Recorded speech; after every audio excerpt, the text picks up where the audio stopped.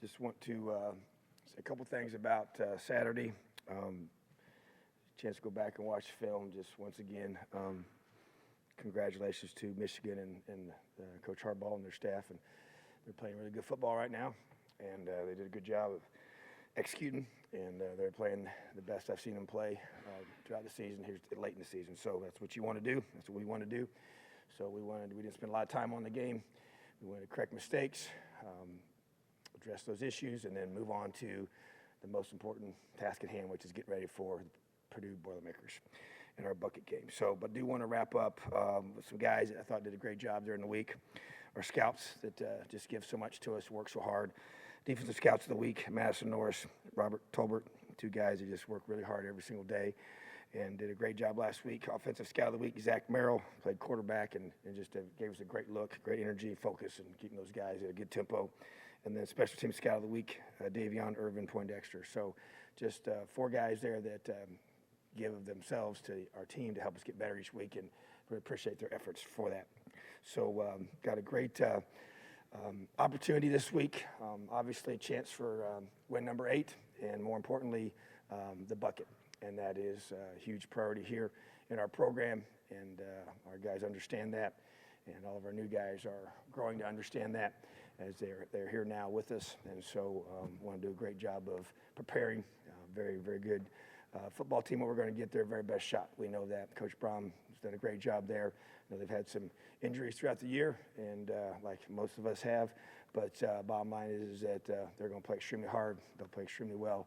They'll have a good plan, and we'll have to play our very, very best on the road to get this very important win for our program. Questions? I guess just to start in terms of health, Wap, Matt, Stevie, Peyton, and if anybody else kind of came out of last weekend. Okay, so Wap should be good. We're fully expecting him to play, and which is great to have him back. And then with Stevie and Matt, obviously they both went down during the game, so still unsure of them. We'll know later in the week. Lower leg injuries for both of those guys, but nothing long-term for them, just trying to see if we can get him back. And that would be the hope for that. In regards to Peyton, just a little sore, but he worked out today. He's fine, so he'll be good to go. So other than that, I think we're made it out of it okay, and just got to get some bumps and bruises this late in the season. Week 12, you're going to have guys that need to maximize the training room since we don't have classes this week. Coach, you've been here long enough to understand the importance of Indiana, Purdue, and so on. And coming up short the first 2, obviously when you make your list of goals that the team does that you keep to yourselves and such, but this always starts at the top, doesn't it? Absolutely. And we're not shy about that. And there's signs all around our building to that end. And it's personal. It's a rivalry game that epitomizes the state, and was raised in this state and understand it. Watched many of them over the years and know how important it is to our university. So our fan base, our former players, everybody that's part of IU means a whole lot to them. So absolutely something that has really bothered me these last 2 years. Obviously there was a lot of things that happened when we lost that game. We lost the opportunity to go to a bowl game last 2 years. So it was a very, very difficult off season to have to sit there and kind of have that over your head and in your heart. And but that's just being real. That's the truth. So it's been something that we obviously have been setting aside, and when the time is right, and now's the time. So this is our entire focus is on the Purdue Boilermakers. Any more answers from the film on the past defensive issues on Saturday? Yeah, I mean, just verified that they got some really good receivers. I'm watching it again. Knew that going in, saw it live. We changed some things up with a couple of those calls and try to give those guys some help. We do play a lot of man coverage. It's no secret there.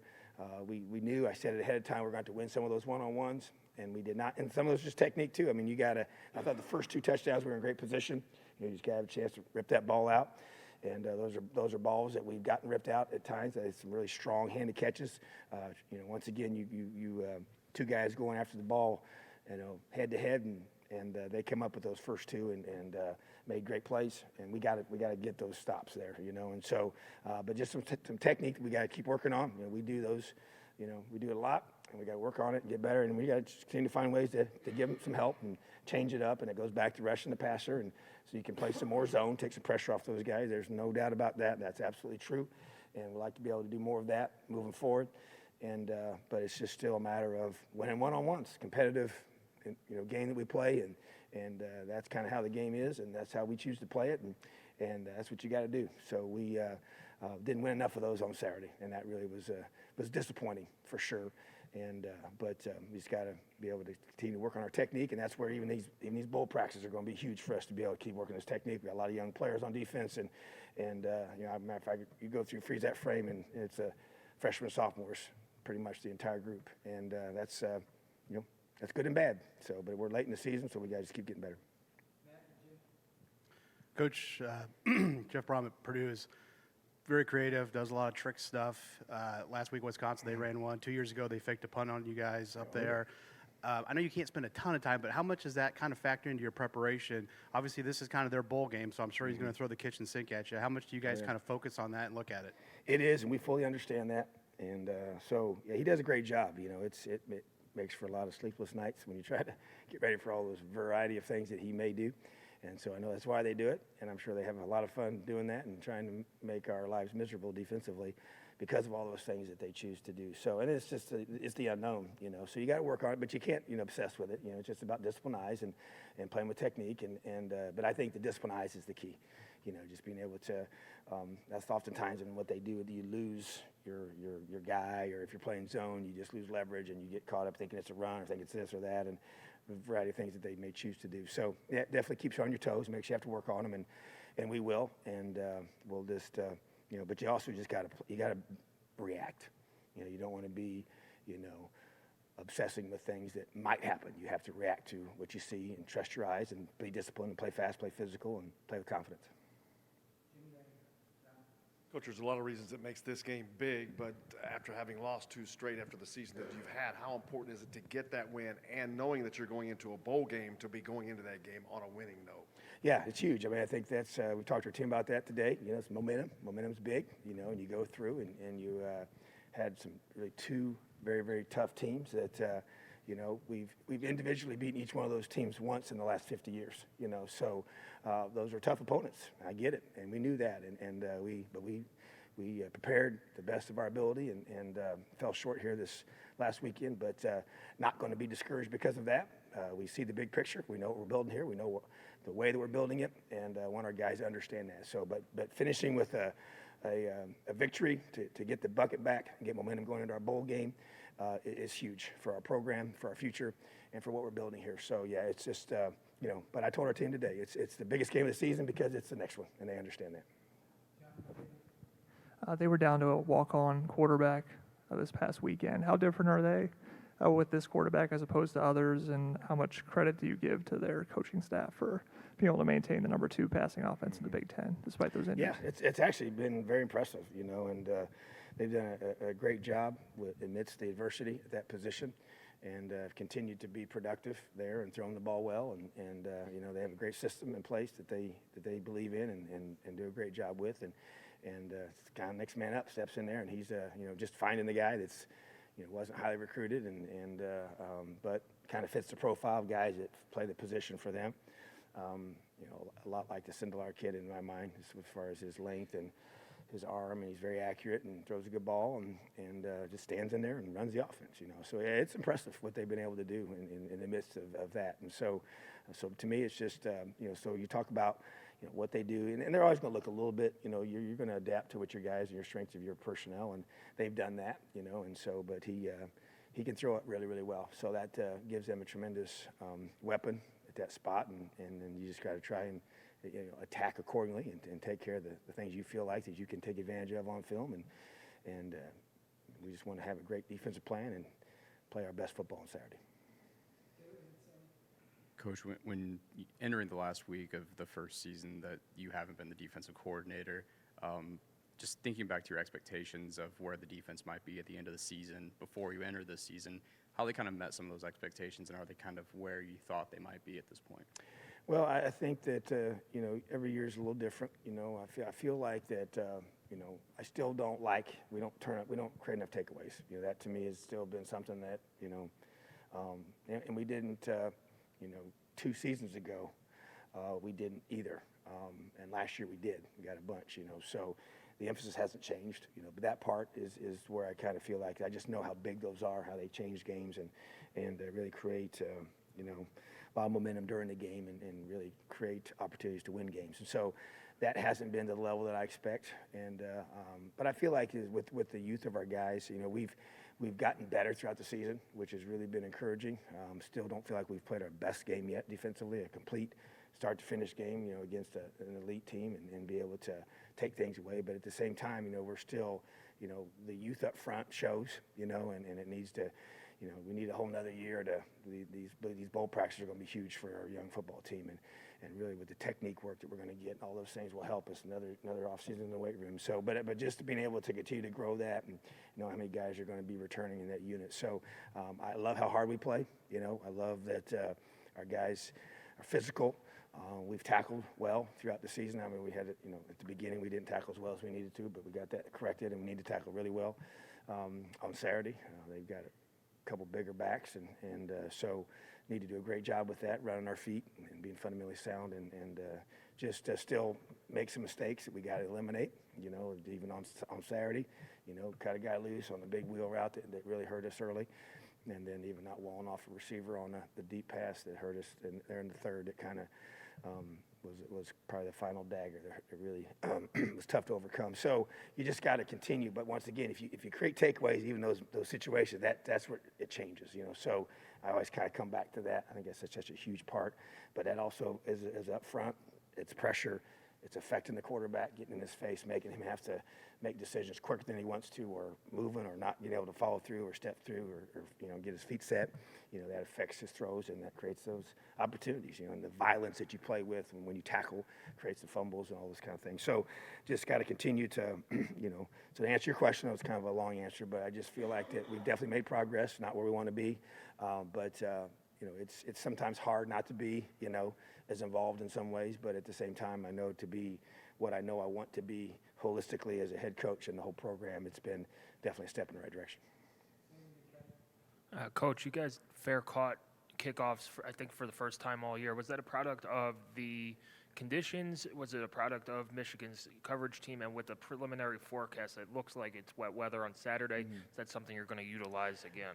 Well, it was more to do with the hang time of the kicks, and that's the issue. So the hang time of the kick is what really it's not even so much, obviously if it's a shorter kick, you'll bring them out. But if it's inside the 5-yard line with, a certain amount of hang time that we designated ahead of time, that makes it hard, with the speed that they had on as a team. You don't want to get pinned inside the 20, and so that really was the weather in some degrees, but not near as much. It was more of their skill level at that position and how they were able to kick them high and deep, and you just don't want to, didn't want to take that chance to get started inside the 20, or worse yet, you get a penalty and you're inside the 10, and against that defense, that's a long road to hoe. So that was the rationale. If we have to, take it to 25 and go to work. Coach, you mentioned next man up earlier. If Stevie can't go, confidence level in Ronnie Walker and Samson James kind of carrying the load in that game? Very high confidence in those guys. So it would be a great opportunity. Obviously Stevie wanted to get him ready and wanting to see him out there, but I think those guys are primed and ready to take off. I know we've asked a lot about Peyton this season, but in a game like this in particular, do you see anything different in him? The way I know it's his, I guess technically really more second bucket game, because I think maybe he wasn't healthy for his first one as a redshirt freshman. But is there anything different you put on him? Anything different you see in him in a week like this, leading up to a game that's got maybe a little bit of added significance? Well, just the experience, and just him knowing, the magnitude of the game, what it means to our program, and all the work that's been put in, and just you feel very confident with a guy like that, behind center there, running your offense, leading your team. because he cares so much, and he's going to do everything, to prepare to be at his very, very best. And like you said, he played last year. He didn't play his first year because of an injury, and so. I just think experience matters, and he's been there and been in that environment, and we just got to go there and play with a ton of confidence and play our best football. And I expect for him to do that, and I think that's where being in his position and being here for quite a while, he's in the spot to do that. Coach, the Michigan game, you had touchdowns on 2 of those first 3 drives, nice long drives, impressive, and then there was nothing after that. Did that surprise you that you couldn't keep that going, and B, what causes, if any, did you see on film that were part of that? Yeah, I think was, obviously a good start, and that's what you want to be able to do, and had some really good drives and did the things that we wanted to do. But we started losing some early downs, when guys behind the chains, which I thought was tough to overcome, and we got a little bit out of the rhythm on that. And I think that, they were doing some things in their front, and being more disruptive, and our guys had a harder time handling them, and that kind of really made it difficult. And then we lost. You start getting 3rd and longs, and then that gets really difficult. Now, and I thought one thing too, even that we converted a first down, and we had the holding call. That was big.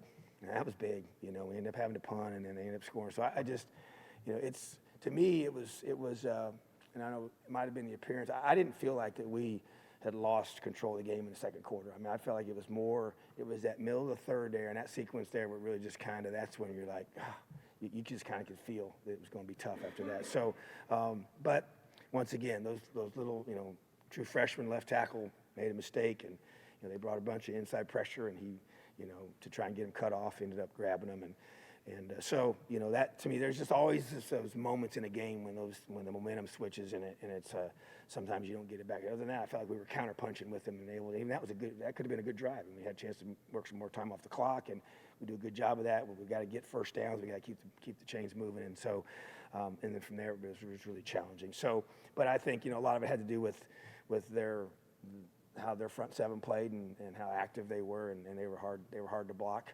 And we ended up giving up 3 sacks, which is we haven't done that in the past. So I just think that it was a combination of things that kind of threw us off, schedule, and it just kind of snowballed from there.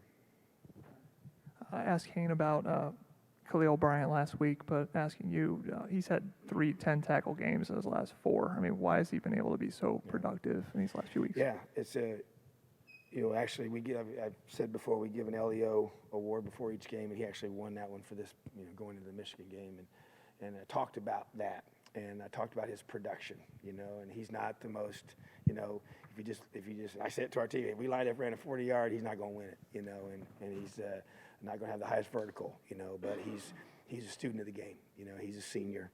He's been here.